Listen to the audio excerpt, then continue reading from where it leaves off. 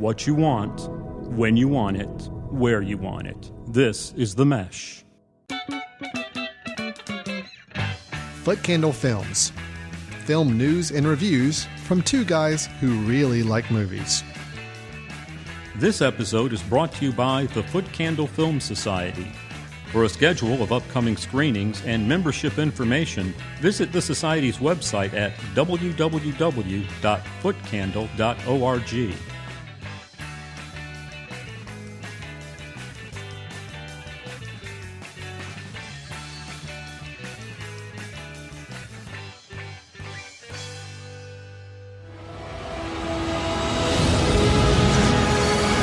There are stories about what happened. It's true. All of it.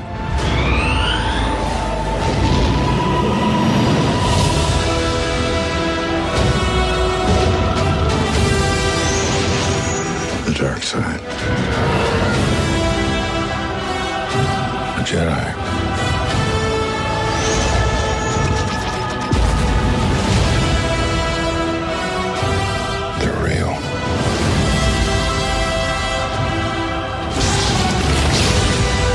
Force. It's calling to you.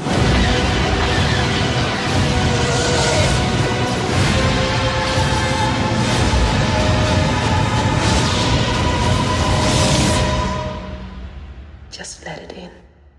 Hello and welcome to Footcandle Films here on the Mesh.tv, and this is it. This is the episode, Chris. The embargo is over. The embargo is over. You and I have, for months now, opted not to talk about this movie because we did not want to get ourselves overexcited, overstimulated, whatever it may be. But now it's done. We've seen the film. We are going to discuss in great detail Star Wars Episode 7, The Force Awakens, right here on this special episode of Footcandle Films. We're not planning on doing anything else because I figure we can probably talk at great length about this film now. Yeah. So let's just go ahead and get it all out there. And then, Chris, we won't have another Star Wars episode review for at least like another year and a half, something like that, I think. So anyway, you doing okay, Chris? Yes. We're here in the throes of the holiday season. We're kind of scheduling this special appointment just to make this special recording, but it is for a very, very special occasion.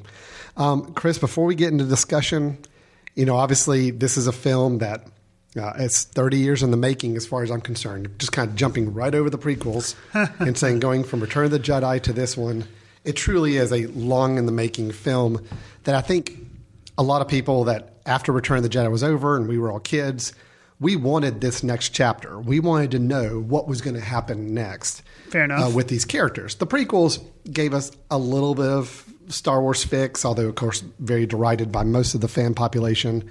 Had some key moments and it had some interesting story points, but really I think everybody was kind of jonesing for this next episode, this next chapter of the characters that we knew and loved from back in the 70s and 80s. Sure. So, Chris, you and I have both seen the film one time at this point. Is that correct? Or Correct. have you seen it more times? Just once. Once each. I will go ahead and say on record, from what I'm understanding, is that probably a second viewing may alter some of my viewpoints a little bit from what I'm going to talk about. But you and I both have positives and negatives about the film. Correct. We're not going to do anything spoilery in the main part of the show, but when we get to the end, we'll take a quick little pause and then say, yes, we're going to jump right into some spoiler stuff because I do have a lot of questions I would like to hear your thoughts on, and to do that is pretty much going to give away a lot of the key points of the film. So, with that, Chris, let's just start right off the top with the positives. Let's go ahead and find out in general how we're feeling from a positive standpoint about the film. Then we can go into some of the things we had concerns about. And then you and I can both kind of give our overall summation on where did we fall with this film when it's all said and done. Does that work for you? Yeah, that works. Okay, great. So I think we both have like 5 key positive things that we want to bring out about The Force Awakens. Of course, let me just back up for anybody who's listening to this and is like, what is this Star Wars movie? I haven't heard anything about this. Star Wars Force Awakens, J.J. Abrams directing. This is the George Lucas franchise, and this is the first film that Lucas is not directly involved in, which is interesting in itself and may come up in the conversation later as well. J.J. Abrams, director of Mission Impossible 3. He did, it was a key producer on Lost, the Alias TV show, Super 8 film he did. He also did the 2 Star Trek reboot movies. So he's got the geek cred there, and I think the fan community was pretty happy when JJ came on board to say he was going to be directing episode 7. We know we've got Rian Johnson for episode 8. But with that, J.J. Abrams piloting this new film. Of course, you've got both a combination of new characters and old characters coming together. You've got the First Order, which is the new version of the Empire that is threatening the galaxy. You've got the Resistance, led by Princess Leia. No spoilers there. I think that's pretty obvious from the trailers and anything else you may see from the original trilogy. From there, let's talk about some of the positives. I'm sure we'll get into some of the new characters as we do that as well. Sure. Chris, what really just jumped out at you as one of your key positives in this film that you liked? Well, actually, what I've got, I did, like you said, I did have 5 likes, and actually it's kind of like a David Letterman style, except it's not top 10. I'm going to go from 5 to 1. So you've actually got these rated in order of importance to you. I actually do. Well, while you're doing that, I'm actually going to rate mine. Okay. So at number 5, I have one of my likes was that jokes with very little cringeworthy dialogue. Yeah, there was a little bit, but I guess it wouldn't be a Star Wars movie if you didn't have some of that. But overall, the humor that was in this film, I thought was really well done. And it wasn't over the top. It wasn't cheesy. I'm going to call back to episode 1 where we step in a pile of poo. And as we're walking through a spaceport area and Jar Jar does that. And it's just cringeworthy, kind of stupid moments. Not that you can't have humor, because all of the movies have always had that. But the way the humor moments were handled in Force Awakens, that's my number 5. And I'm with you on that. That's actually one of my positives. I'll restate in a little bit. But I think it kind of brings to me the tone of the film. And I think humor was a big part of that. But I think if they got the tone just right, the balance of humor with the severity of some situations too. It was, there were some very traumatic moments. There was also a lot of levity and humor. And it was more or less, I guess, the word fun kind of came back into my vocabulary with the film, which I didn't ever feel like I really had fun with the prequels. Sure. So that's something I was glad to see come back into the saga here. So, okay. Number 4, I'm not going to go into a lot of detail because it would be spoiler territory, but the character of Kylo Ren. Mm-hmm. What I liked about Phantom Menace was Darth Maul. Yeah. And spoiler, he goes away after that movie. Yeah. What I liked about the original 4, 5, and 6 from my childhood was Darth Vader. Sure. A key bad guy that is interesting, that has some unknowns. Kylo Ren is that. And that's all I'm going to say about Well, that. I will tell you, it's my number 2 positive, meaning my second favorite. I actually think, and again, I won't spoil any back details, but I think we've got a very interesting, complex villain. Not to say Darth Vader was never complex. Sure. He was more mystery. Right. Kylo Ren is not as much mystery anymore. It's conflict. It's that there's something more under the surface with him, that he's got an inner conflict going on in himself. And I love the fact that he takes off the helmet, and we're so used to the bad guys in the Star Wars universe being horribly disfigured, or something's just gone wrong, or they're more machine than man type of thing. But yet with him, he's kind of a pretty boy. I mean, he's kind of a clean face. I mean, again, I'm not going to go into much more detail about him. I think you actually see him with mask off a couple times in trailers. But I mean, the fact is, he's a very conflicted, interesting character. I want to know more about him and his background, which I did about Darth Vader as well. But for Darth Vader, it was more because it was a mystery. With Kylo Ren, I feel like I know the mystery. I'm more interested in where he's going to go as a character. I'm going to move on to my number 3, but before I do, I just want to say, as we've discussed on the show, other than the very first teaser trailer for this movie, I made a point of not seeing any trailers. I ran out of the room when they came on TV. I definitely, not only that, I didn't read stuff. Okay, all right, so you didn't even know who was playing Kylo Ren. No. Wow. And I am so overjoyed and happy about that because let me tell you, folks, I'm not going to, there again, we're going to spoiler territory, but I had no idea. And as a matter of fact, in spoiler territory, I'll tell you who I thought it was. One of the things that I thought had been ruined for me, but it thankfully wasn't, is I thought I knew who Kylo Ren was. You were thinking it was somebody that we knew. It totally, I was like, oh man. And the whole, to start off the movie, I was excited and I got in there. And as soon as it is revealed who he was, I was like, do what? And it just totally blew my mind. And then you learn who he is, and then at one point you get to see, like you said, the person's face, and I was like, whoa, and I'd totally forgotten, because I didn't read a lot of casting stuff. I mean, we talked a little bit about casting, but Such a awesome thing to See, go into this unfortunately, I movie didn't know without the spoilers casting. and that. Oh, I didn't man. see any pictures of him, but I did know who was playing him. So right away, I knew, okay, well, he's a certain character, and that's where it's going to go. So anyway, man, that was- I'm with you. Kylo Ren is actually my number 2. I'm excited to see that be hopefully a mainstay villain throughout the rest of the saga. Okay, so my number 3 would be that Rey, who's a new lead, as well as Finn, and they're the kind of the co-leads, I guess you could say. But Rey and Finn, the team protagonists for me, it worked. I liked their chemistry. I thought, and they were two, to me, unknowns. I think Boyega, who plays Finn, he's been in like Attack of the Block, Right. A few things, but he's still an unknown. But to me, completely he's unknown. I still think this is the first thing I've actually seen him in, and I liked him. I think really in general, liked the him. new characters, and especially Rey and Finn, I am excited to follow them in future adventures. I want to know more about them. I was generally happy when they were on screen. The dialogue they had, not only with one another, but with other characters in the film, was really exciting. A feeling I never had in the prequels. I never once said, I want to follow that character more and learn more about that character. These new characters they've introduced, that's actually my number 1 positive. I think the new characters are my favorite thing about this movie. I want to follow them more. And I think Daisy Ridley as Rey is outstanding. Yeah. I think she's really, really good. And the fact that my entire family, even my wife, who's not a Star Wars fan, loves Daisy Ridley now. And it's like, that is her character, and she wants to follow that character and learn more. That's good. It's broadened the story out, and it's brought more people in, I think, by making her the lead like they did. Yeah, and that, to me, that was kind of an unexpected thing, even because I didn't really follow a lot of trailer hype or, just stuff online. But it was a surprise to me, and I, immediately thought of, kind of like a Hunger Games mentality. I was like, that's interesting.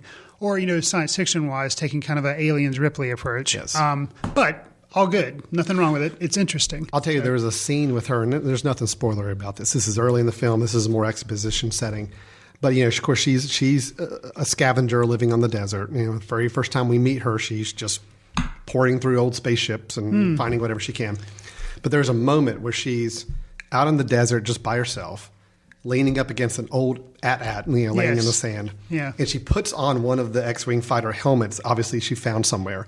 And she's just sitting there, just putting the helmet on and just kind of out by herself. That moment tells you so much about this character. And it was just, I really liked it. It gave it so much more of a personal touch than we've had in these films in a really long time. So, yeah, that was I knew exactly the moment you're talking about, and that was really good. So my number 2 would be Han Solo. His arc in this first film was perfect, and that's all I'll say about that right now. But his arc was perfect. Well, I had Harrison Ford specifically as a positive because I think it was good to see him having fun again on screen. We've had a lot of movies he's been in, and it just seems like he's never had that same spark that he had when he was playing Han Solo back in the trilogy. I think we got about as close as we could possibly get, given the age and where he is in his career. We got about as close as we could to a pure Han Solo experience with him at this age. And I agree with you. I really liked his storyline here in the movie. He was in the movie more than I expected. Me too. But it all made sense. Sure. Why he was. Yeah. Okay. Sure. So what's your number 1? My number 1, and this involves a little bit of explanation. It'll probably be pretty obvious, but my number 1, as the credits rolled, my number 1 was that there was no Jar Jar. Okay, and let me explain. Now, honestly, that was a relief. Serious. That was a relief that he wasn't in it, but even more so, there wasn't a new Jar Jar. As in other words, there wasn't a new character that grated on me as much as he did. So that was an immediate relief, and I was like, wow. That was really nice. And there, so cringeworthy dialogue was there, in some of the other movies, but there was also, Jar Jar, who was just like, there was a lot of actually annoying characters in the prequels, not just Jar Jar, even like small little like moment to moment characters. You're right. There really weren't any in this film. There were odd characters, there were unique characters, but they were never so poorly written that they just grated on your nerves. Right. And I must admit, even though I knew Lucas had nothing to do with this, and he kind of sold the rights to Disney, and Abrams was on board and all that stuff, I just was worried that they would still, sometimes I guess maybe to appeal to little kids, they put things like Ewoks or Jar Jar in there. And I was really pleased that was absent. So that's my number one, Awesome. So. Well, you covered most of my positives, but I'll just hit them really quick. Number 5 for me was Harrison Ford, seeing him have fun again in the film. Okay. Number 4 is one you didn't mention, but for me, the look of the film. For me, the film is more lived in. I felt like obviously they used more practical sets and practical effects, which it showed, and I think it made a huge difference in the film to know that I could actually feel like they were actually standing in a certain location. They were actually hands-on equipment and hands-on machines and ships. And that really made a difference. I think that made the film so much better than feeling like these were guys acting on a green screen stage all the time. I would totally agree. And something that jumped out to me afterwards, I had kind of forgotten about that point, but something that jumped out to me afterwards is in all the other movies, and in most science fiction movies, honestly, especially ones made nowadays, you always get the feeling that even though the surroundings are kind of cool and you can kind of forget yourself, but for the most part, you never really get a sense of like, yeah, that's green screen. I mean, it's really cool and you can kind of forget about that and still enjoy the movie. But with this movie, what stuck out to me, like you said, is the surroundings and they looked lived in, but also like it wasn't either a really cool environment, which meant it was green screen, or desert. Yeah, right. That's what in most movies. That's what it seems like, because desert. You go over to somewhere in Africa or somewhere, and you just shoot a desert, and a desert's a desert, and it's like okay. I mean, it's still cool, but it's like whatever. With this, I mean, they had desert, but then they had lived-in green play, and not like indoor with like crazy trees, but like it was like, or there's some scenes in a battle on like a snow thing, but it wasn't like Hoth, for instance. Right. It was like a normal, like you could be having a snow battle somewhere at a park near you. Yep. It was like, right. And that was a cool thing. It wasn't an ice planet. It was a planet that just happened to have a lot of snow. Yeah, it's like, these planets have more than one climate on them, not just desert or this, but it could have, it's just, felt more real. And that was something I had not expected. So yeah, I think the look of the film overall was beautiful, and I think it just felt right, and it just had the right amount of grime to it at times. And even the fact that you could tell there were many of the characters on the desert planet or in the pseudo cantina scene at one point in the film where there's a lot of interesting characters. A lot of them were guys in makeup, guys in latex. I mean, it was not all just this big CGI overdone spectacle, which was great. It just felt so refreshing to see that again and not feel like I was just watching computerized versions of an entire scene. There were human beings actually acting out scene parts with giant costumes on and latex and everything else. And it was cool. It just really worked. So, absolutely. Number 3 was the tone of the film for me, the fact that they actually brought in a lot more humor and actually made it a good balance of both very, very serious along with the great one-liners. I think the dialogue was pretty good snappy. Humor, not just like dumb. Right. And I got to give a lot of it to, I think one of my favorite scenes in the film was probably the Finn rescuing Poe early in the film to get him out of the, and it's just the dialogue they have is just, well, Poe in general, I think is hilarious. And I'll get to him with a negative in a little bit, but his one-liners, and then when he and Finn meet up and it's, hey, I'm here to rescue you. And it's like, well, really, you just need a pilot, right? It's like, yeah, I just need a pilot. And it's just the dialogue they have, the banter. I'm like, yes, this is Star Wars. This is what I want there. So absolutely. So do we move on to the negatives now? We move to the dark side? Move to the dark side. Okay. And I've got mine ranked the same way you do. So why don't you go ahead and hit me with your number 5 negative, your least impactful of the negatives. So. Okay. Domhnall Gleeson, I like him. And I like him a lot. He was in Ex Machina this year. He's been in other movies. I like him as an actor. Yeah. I really like, I believe it's his dad, Brendan Gleeson, who does like Calvary and stuff like that. Anyways, I like him. He plays General Hux in this movie. He does. Mm-hmm. And something just was off. Mm-hmm. I don't know if it's maybe because I associate him with playing a certain type of character. Normally kind of a nice guy, kind of goofy and all this kind of stuff. And from his very first scene, he strikes this actually very A New Hope type tone of all the guys that are ever wearing black in Star Wars movies and like the black leather, like military kind of uniforms. They have this very clipped manner of speaking and seem like overly serious or whatever and like really uptight or whatever. Mm. That was him. And it was almost like he was playing at that, like, kind of wanting to like make you recall those old style characters as opposed to just being himself and kind of like doing the role. Like it was, Yeah. and it was distracting to me because I know he's not a bad actor. Right. So it was like, what is going on? And the only thing I can think of is that they wanted you specifically to recall a certain style of like clipped English acting and like, but it was just distracting to me. And I didn't like it. I think he might have been just a few years too young also for the role. Maybe I think that's that it. hurt a little bit of it. Maybe that's it. He just didn't carry the weight that I felt like that role needed to have. Yeah, actually, I think that's it. It's not. It's an older guy acting like that, kind of blustery and everything, would make kind of sense. But this younger guy doesn't. Yeah, I think maybe that That's could what be it is. it. Because if you think about it, he actually was in control underneath General Snoke, who I'll be mentioning here in a moment. And Kylo Ren technically reported to Hux. Okay, so Hux had him under kind of his thumb a little bit. True. But yet he just never carried off that gravitas that we needed to show somebody who was really in control of this whole new empire, like he should have been. So I'm with you on that. It wasn't one of my 5, but I can see your point there. Yeah. Okay. So number 4 for me there again, we're working up in the negatives. Number 4 was Too Little, Oscar Isaac, and Lupita Nyong'o. I did know that they were in this movie. I did not know their roles. They're again, like I heard, basically one of the last spoilers for me, other than seeing the very first trailer, was I kind of got a cast list. Yeah. And then I forgot, obviously, some of the people that were in it, but then I definitely never knew their roles. Yeah. So I won't even bother saying their roles in the film.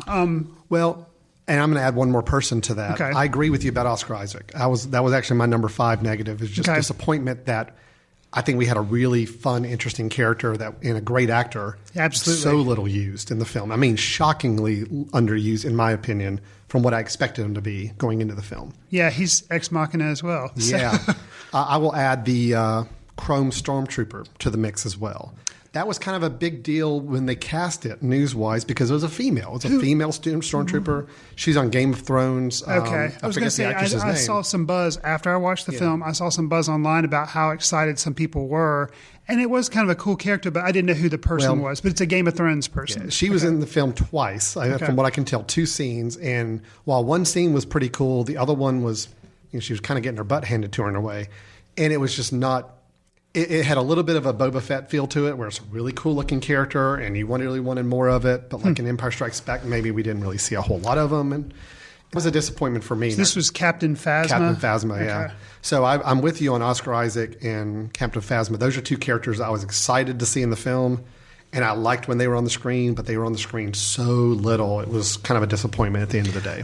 And not to let people off the hook, but specifically for what we just talked, for that number 4 for me, I think that will change. No, I have a feeling that in the movies that are to come, these people were just teasers. And they, with any movie, you say, I like all these different characters, but this person had too little time. Probably giving them more time probably could have hurt the film, maybe watered it down, made it too confusing. Well, and something to keep in mind is when they did Episode 4, New Hope, they weren't setting up characters and giving them short amount of time knowing that they were going to be big characters in the next 2 chapters. They didn't know they were going to make the next 2 chapters. Right. So every character you had in A New Hope was a character that was fully utilized in the script the way it was supposed to. This is a trilogy where they know they're going to be making 3 movies, if not more. So I think the idea was, we can introduce some of these cool characters. They're going to have bigger parts later, possibly, so we don't have to overdo them now. Right. But unfortunately, as a viewer, it's like, Poe Dameron, and I like his energy, and he's Oscar Isaac, and it's cool. And it's like, where'd he go? He's gone most of the movie. There's a Chrome Stormtrooper. That is so awesome. And it's a female, too. That's kind of unique.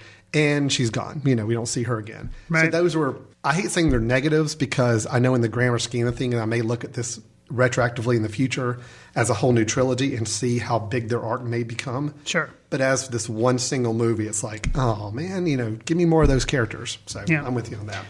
Okay, my number 3 negative.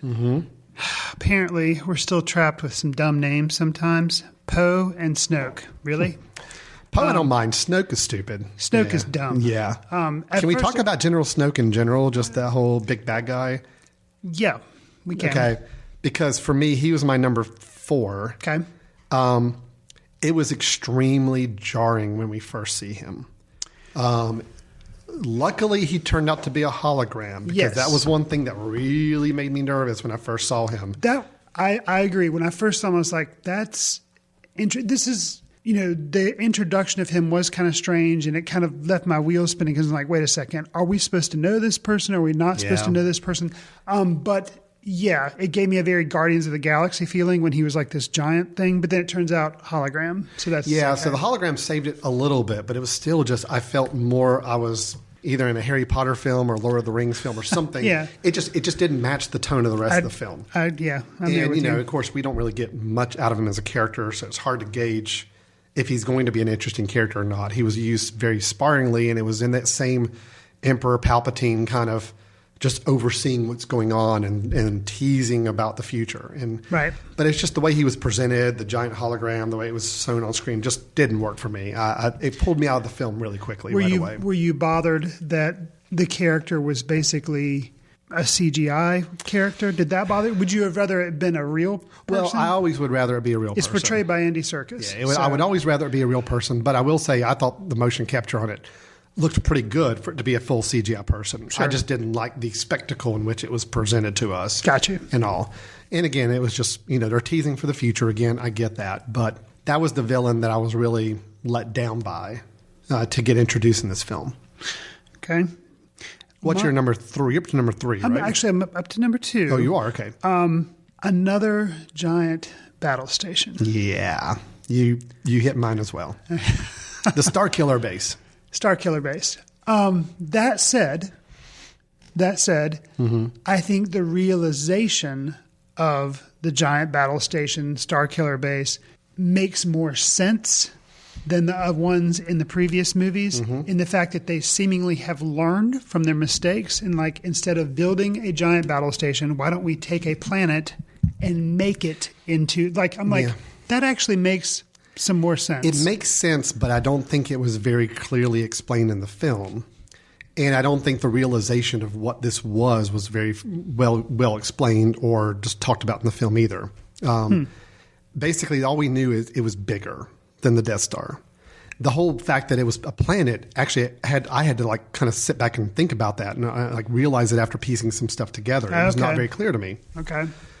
But it's still a giant freaking sphere battle station, right, with a weak spot on the side of the building. I mean, right, it's a little much to almost kind of slapping you on the head. Like, really, they're going to go after another giant big battle station, and they're going to have to make this attack. And there's this one little weak spot that if they hit this weak spot, it was way too similar, I thought, from what we've seen before. And that was disappointing for me, for that to be the big end space battle part of the finale. Now, the finale kind of had a little bit of a Return of the Jedi where there were multiple things going on in the finale. Oh, it had a little bit of Return of the Jedi, a little bit of A New Hope. Oh, yeah. And a little bit of Empire Strikes Back, all mixed in. Put in there. Well, but I thought in the ending sequence, the whole attack on the Starkiller base was weak and nothing impactful, and it was just hard to follow, and I didn't really know what was going on with it. So yeah, it just didn't work for me. The whole big evil force that they're fighting at the end didn't work. Okay. Yeah. So You're number 1. I think my number 1 and number 2 may have been able to be switched, but I think in watching the movie, this is what kind of jumped out to me. C-3PO and R2-D2. I'm done with you. And this is your number 1 negative. Yeah, and wow. BB-8, I had seen the toys all over Walmart, and I didn't know his role, didn't know what he was, but I figured he was just like, oh, this is a new droid. I was surprised how much I liked him. Yeah. And actually him taking on kind of the mantle of R2-D2 without having an annoying counterpart in C-3PO. And I was done with those two.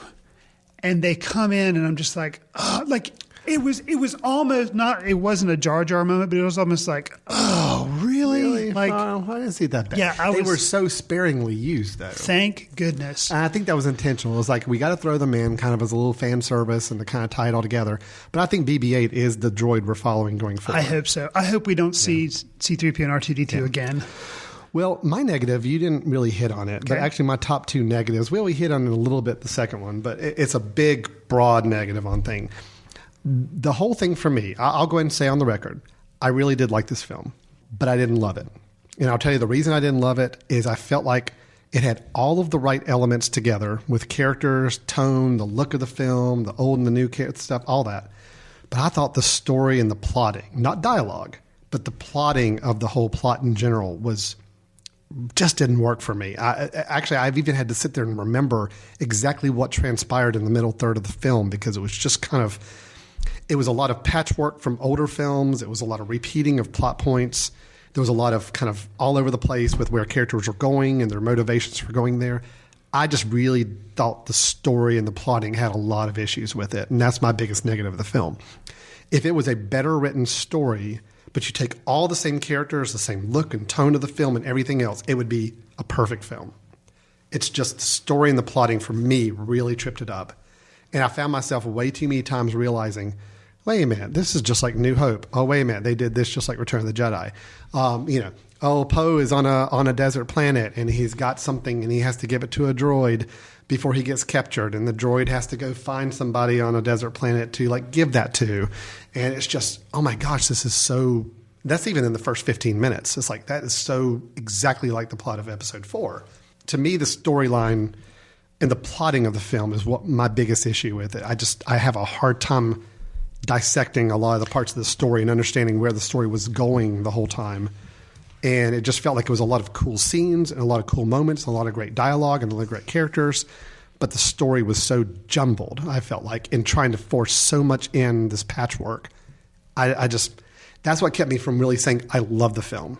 I'm right now in a 3.5 out of 5 stars. I'm not in a super high level on this. Maybe I'll feel better after I watch it the second time.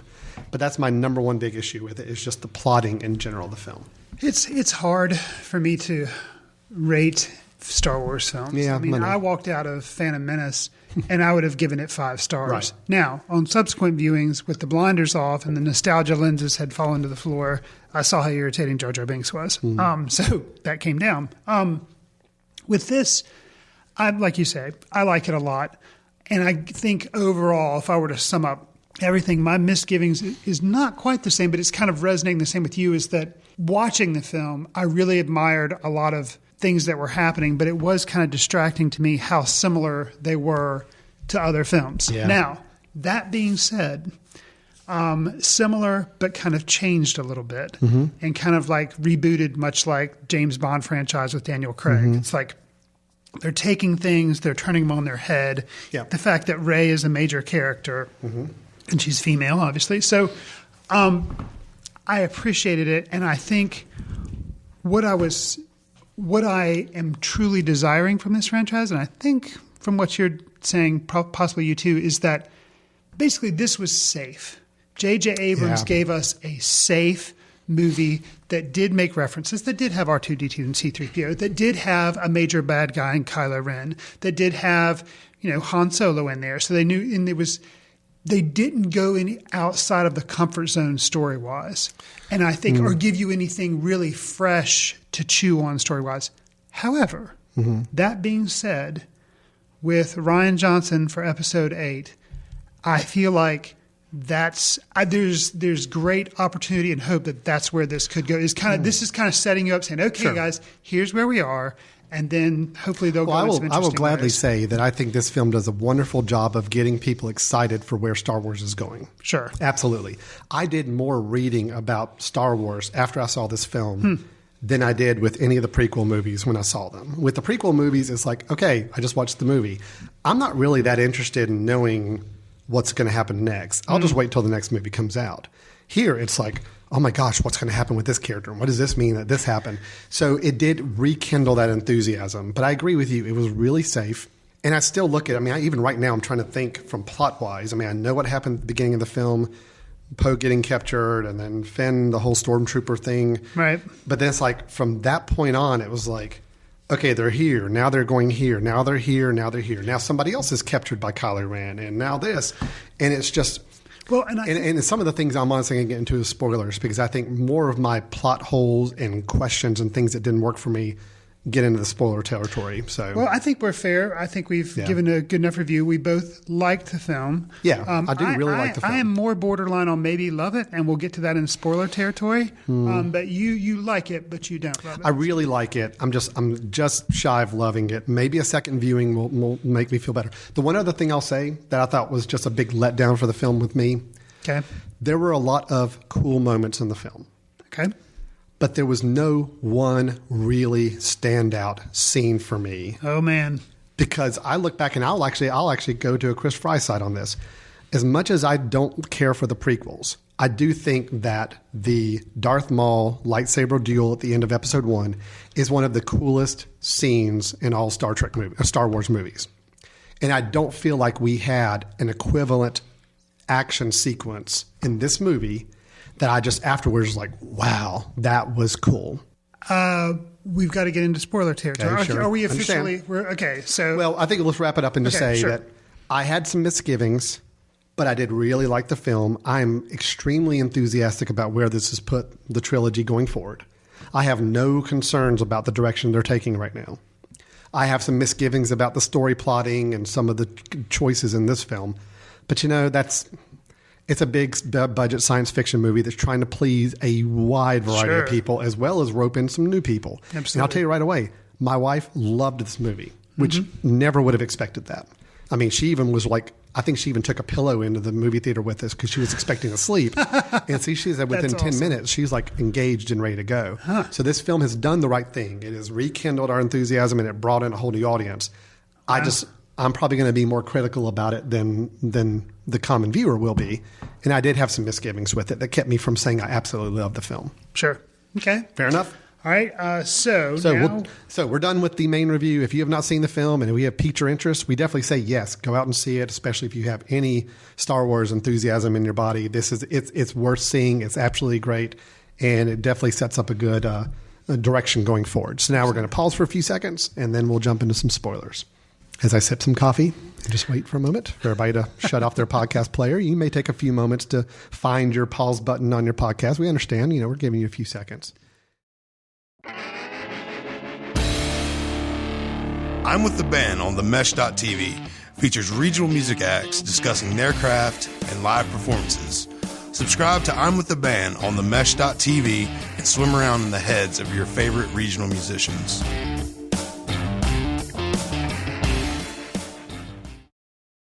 And we're good, I think. All right, so Chris, I've got a lot of questions. Okay. Well, and I think the fact that you walked away from a Star Wars movie kind of confused because it was kind of chopped up, I think that's really a good thing. For me, it is a good thing because I am kind of the same way, but I look at it as, I guess I'm giving them the benefit of the doubt because of nostalgia, but I'm like, wow, that had a lot going on. It makes me want to see it a second time to figure things out as opposed to just being like, you walk out of some other movie and it's just so spoon-fed to you. You're like, oh, no, I wasn't looking for spoon-fed. No. My issue was plotting more of, okay, so now they've captured this person and now they're going back over here. And then this whole Star Killer base is kind of just thrown in and didn't really make a lot of sense and all that. Let me jump into some questions I've got because a lot of them are very spoiler-based and I want to hear your thoughts on it. These aren't necessarily things that bother me about the film. It's just these are more questions I've got. Some of them I felt like should have been answered, but a lot of them I'm happy with the questions not being answered. I want mysteries for the future.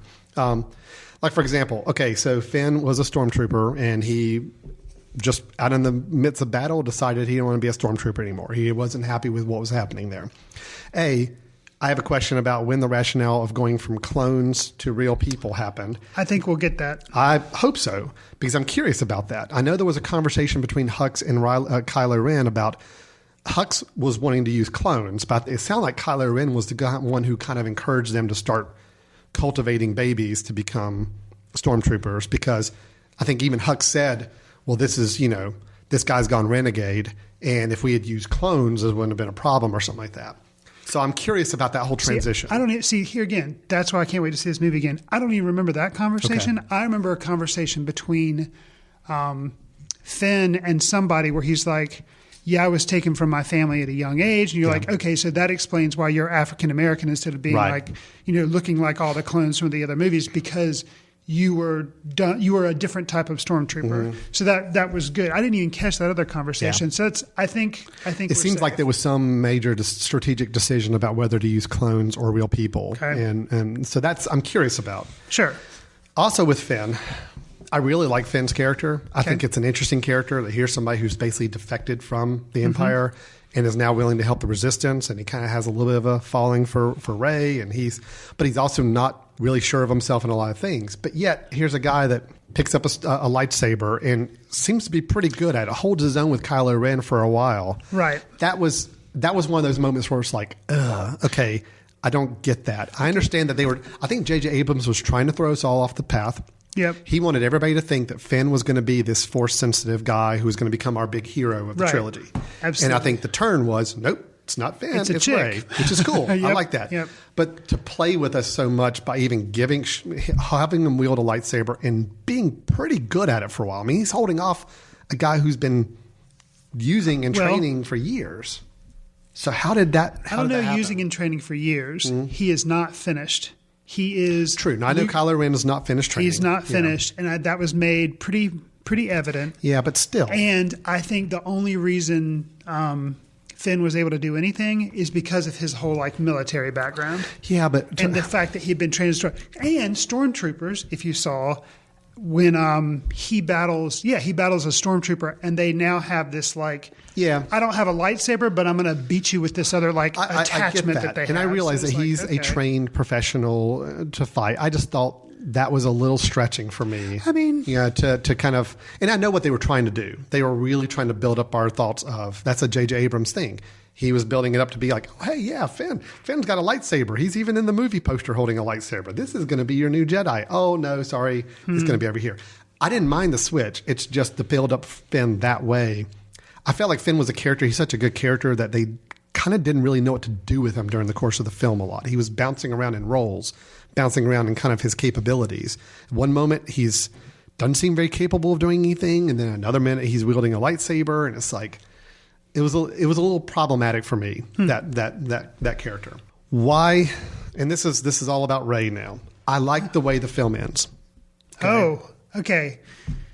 I do. I like the way the film ends. And when you're saying there wasn't I thought there were several shots that were really good in instances. The way this film ends, I'm actually hard pressed to think of another Star Wars movie that has such a great final shot. Well, and if you think about it, amazing. This is the first Star Wars movie that's ended on the closest thing you could call a cliffhanger. Oh man! Okay, great. Every other film and the way had it was done, clean a cliffhanger, closure to it. Literally a cliffhanger because they're on a cliff. Yeah, but here's my question with it. So great.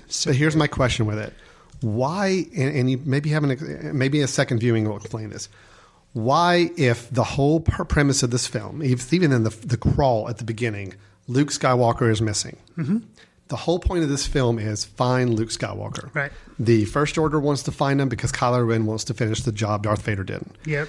The Resistance wants to find him because he's the one beacon of hope with the Force and the Jedi, and maybe he can help. So why, when they finally get this map, which the map is a mystery, and I'm fine the map being a mystery, where it came from and how they got it. The map being a mystery is kind of like a MacGuffin Hitchcock style. That's kind of goofy, but you just have to kind of accept wonder who would put this map together. Right? Did he put it out there and then break it up? Or, it's kind of weird. But why do you send Rey to go get him? They've known her for a few days at this point. And yes, they probably have picked up that she's got some connection to the Force. But why, when all of this film, the Resistance and everything is so built up on this, why do you send Rey off by herself, basically, to go see Luke? I mean, I don't know. That was a huge issue for me at the end of the film. It didn't bother me because I kind of knew that's where the story was going. It doesn't bother me. I mean, Leia is the commander, general, whatever she is now. She's not a princess, but she's a commander or a general, and she's leading the whole. So who else would go? Well, but I'm not even saying that it's a matter of Rey couldn't go, but why is it almost like a solo mission for her to go? This is an important Well, I thing. think it's a solo mission for her to go. I mean, I can justify it. I don't know, but I can justify it. He doesn't want to be found. Right. He has gone. He's like, I screwed up raising Jedis. I don't want to be involved in anything. I think it's my fault. I'm gone. So she now feels like she has some power. She feels like maybe she needs to be trained or whatever. She says something's going on with me. I was directly attacked or whatever by your former apprentice, Kylo Ren.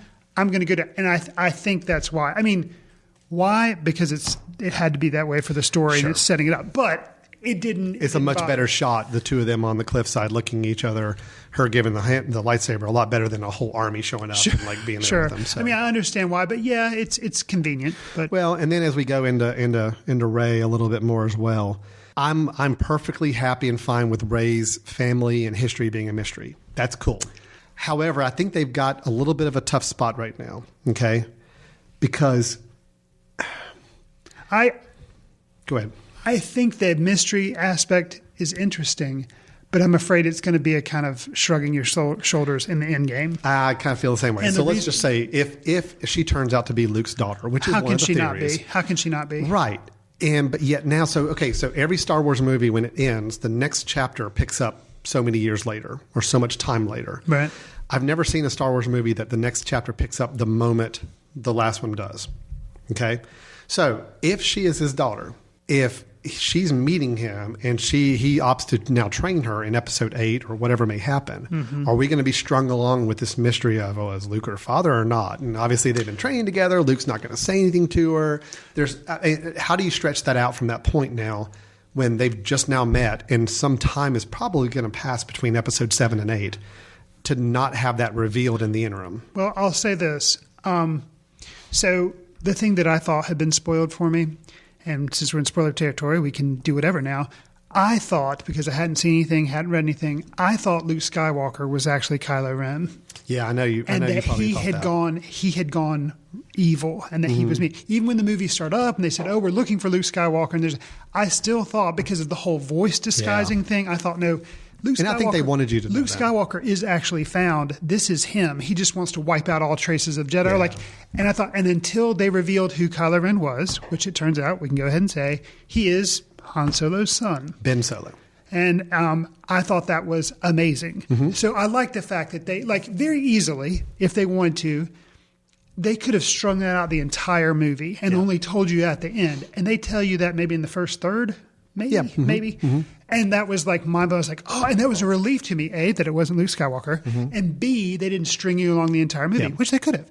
Then the second thing that my mind was like exploded on the floor when this happened, when he has the confrontation with Rey and he takes his mask off, I was like, what? You're showing us that? What? And then it was Adam Driver, who I really like. And the fact you're saying he wasn't disfigured, it was just Adam Driver, there he was.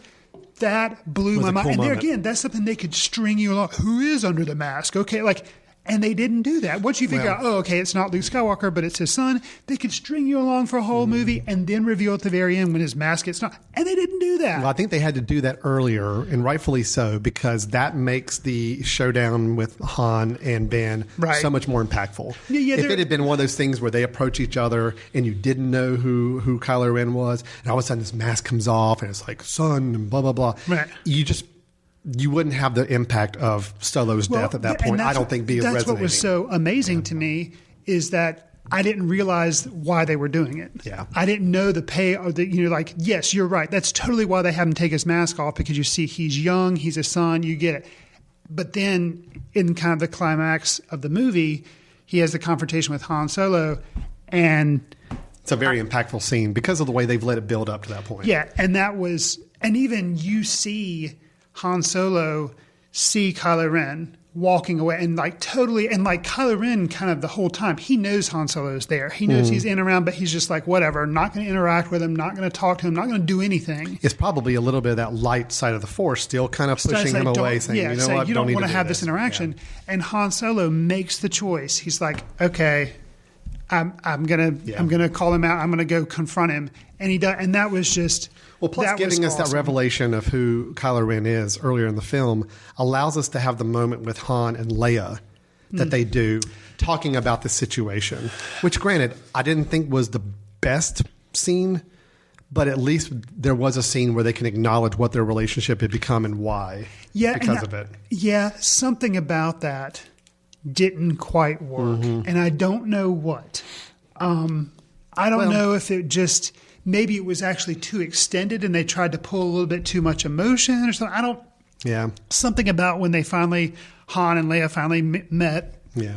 You see them after they haven't seen each other for a while, and they meet and they talk, and then it just somehow felt a little off. Well, I had no issues with the Kylo Ren / Han Solo / that whole storyline at all. I thought it was handled perfectly. Loved every moment of it. Even though it is very mirroring Empire Strikes Back. It didn't bother me. Right. It didn't bother me either. The only misgiving I had is just as soon as I see Han walking out on this scaffolding with Kylo, I'm like, okay, well, you know where this is going to go. And this has a very Empire Strikes Back feel to it.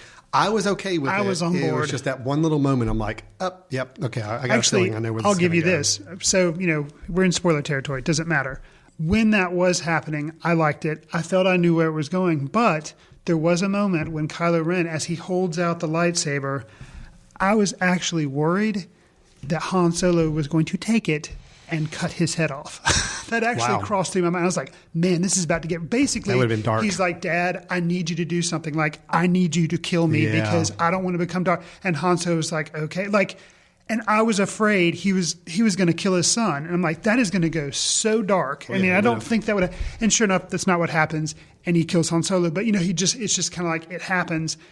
And I think it needed to happen. It needed to happen. That's what we were referencing in the perfect story. No, arc. I agree. Is that I think that whole storyline. But yeah, you do kind of see it coming because of the high gantry way, and it's like, why does everybody get killed on a real high catwalk type thing? It was a little distracting, but I didn't mind it. I mean, it was fine. And that's to me. Let me address one of the points you said, that you never felt like we got a really good lightsaber battle. My excuse for that is that Kylo Ren is still learning, and the two people he was fighting are definitely still learning. And the thing that I liked about it, instead of being a lightsaber battle in a space station, it's outside in a snow forest. No, the setting was cool. Amazing. I guess my thing is, it wasn't even that it had to be a lightsaber battle. I mean, if you think about it, in New Hope, we didn't really get an epic lightsaber battle. We had Darth Vader and Obi-Wan, which was really not a big lightsaber battle. It was pretty quick, short, ended. I didn't need a big lightsaber battle at the end of the film. I needed just some really, really cool action set piece that we just took our breath away almost. And I didn't feel like we got it because the attack on the Starkiller base was pretty weak. And then the lightsaber fight was cool, but it wasn't really cool. I mean, it wasn't something where I'm just like, oh, I really want to watch that sequence again. Where honestly, episode 1...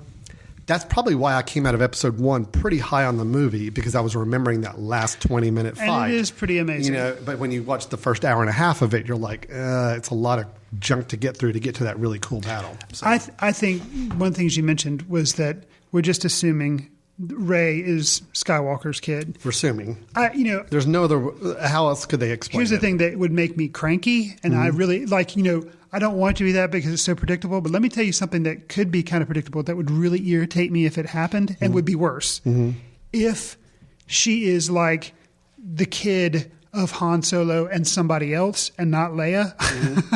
Or no, I guess it would have to be Leia and somebody else, not Han Solo. So that's why she has the Force. And if that's the case and she's actually somehow Han and Leia's kid or just Leia's kid, that would irritate me because they didn't acknowledge that they knew her. And I actually thought that was going on too, where Han's like, oh, I want to offer you a job. And it was basically like, I want to take care of this daughter that I abandoned, just like Luke and Leia got abandoned. The only thing I can imagine. Here's the only thing I can imagine. Because if you notice, and somebody pointed this out to me, and it's rightfully so, when they come back to the Resistance after the final showdown and after Han's dead, Leia doesn't hug Chewie, doesn't hug anybody else. She hugs Rey, a girl she supposedly doesn't really know. Doesn't know.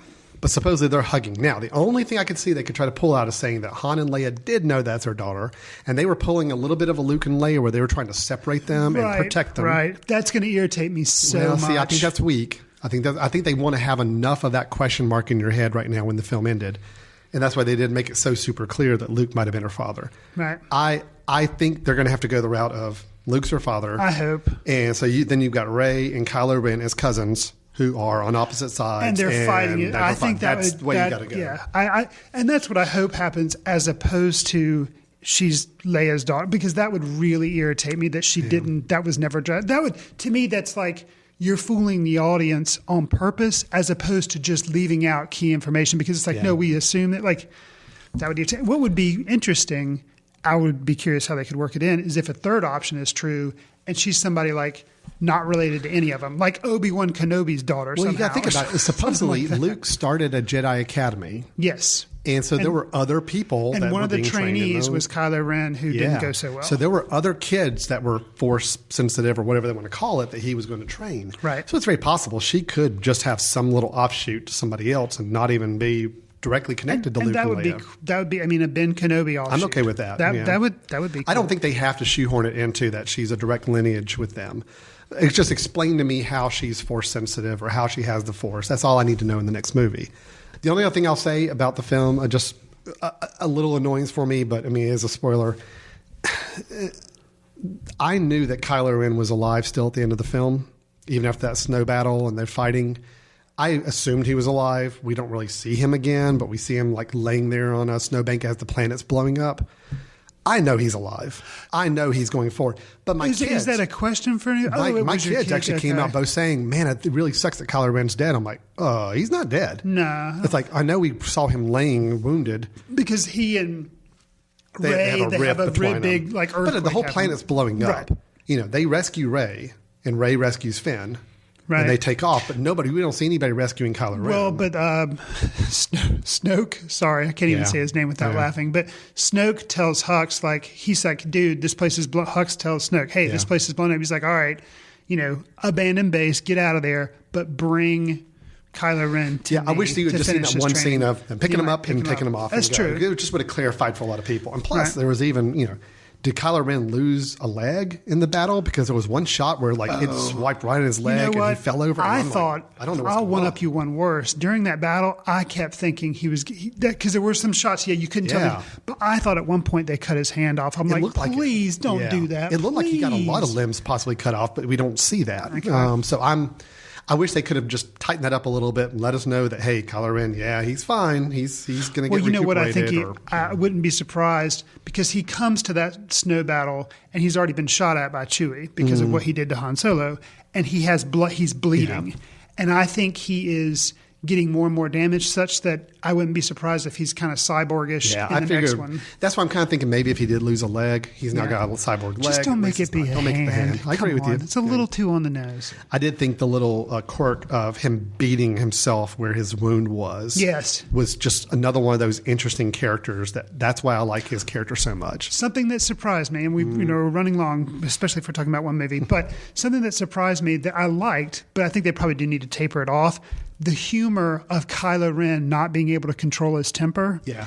Unexpected. Yeah. But I liked it. Oh, I did too. And my kids really thought it was funny. I mean, he's like a petulant teenager. Absolutely. I mean, he was just with him start trashing the control panels there just because. And he does that once, and you're like, okay, but then the second time when he does that, when you see some people coming towards him out in the hallway, and you're like, you know what, we're just going to kind of turn around and go back the other way. Like, well, that's why I love that character. It's not just pure menace. I mean, there's actually a human being that's like wrestling with emotions and not knowing how to control himself. And Adam Driver being able to carry that off, even with the mask on, when I didn't even know it was him, I don't think yet. Where that first scene, he gets angry, destroys stuff because a person's come and told him bad news, and then he kind of breathes and he's like, anything else? Like that, like taking that beat was. Well, some of the humor was so great. I love the line at the beginning when Poe is captured by Kylo Ren, and they're like, all right, so do I start talking first? Do you start talking? What happens here? I love that because it's like, what is the typical protocol in this situation? You know? Right. Kylo Ren was funny in a menacing way in some moments, and it just had a great personality to the whole film. Again, if the story was just tighter, a little cleaner, not quite as chaotic, trying to cram so much in, I think I really would have loved this film. That was just the one thing that just held it back enough from not working. So, sure. Yeah. Okay. Well, I think we have talked about this movie enough. It's been about an hour. It's as long as we've probably talked about one film before. One film. So great.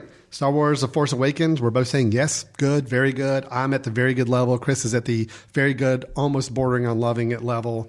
We're both pretty high on it, but we do have some misgivings. So instead of you say 3.5, I guess I need to be 3 3/4 stars, maybe? Yeah.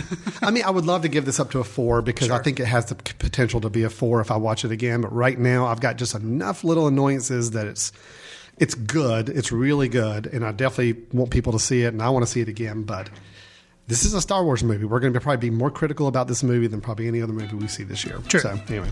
All right. Well, thanks for listening, everybody, for this special edition. Happy 2015. Moving into 2016. We'll be looking forward to seeing you in the new year. Take care. See you in the ticket line.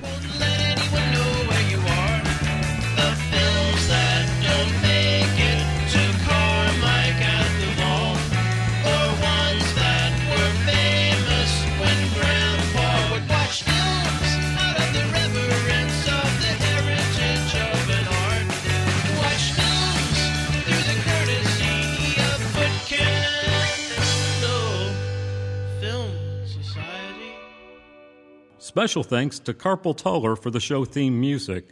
For more about Carpal Tuller, visit www.carpaltuller.com. You've been listening to The Mesh, an online media network of shows and programs ranging from business to arts, sports to entertainment, music to community. All programs are available on the website as well as through iTunes and YouTube. Check us out online at themesh.tv. Discover other network shows and give us feedback on what you just heard.